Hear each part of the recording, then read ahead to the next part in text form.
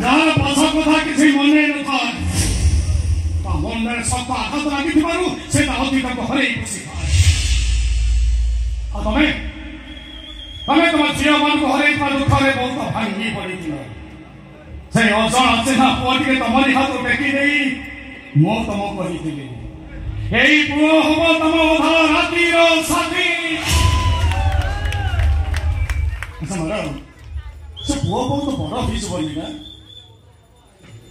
ସେ ପୁଅ କଥା ଅତୀତକୁ ମନେ ପକେଇ ପାରିବ? ସେ ପୁଅ କଣ କହିପାରିଲା?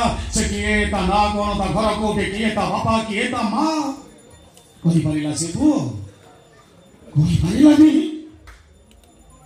ଆଚ୍ଛା ମ୍ୟାଡାମ, ସେ ଅଜଣା ଅଚିହ୍ନା ପରିବେ କୋଉଠି ଅଛି?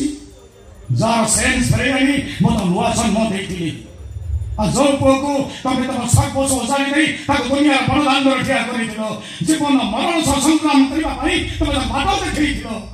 ଓହୋ, ସେ ପୁଅ ବି କୋଉଠି ଅଛି, କେମିତି ଅଛି, କଣ?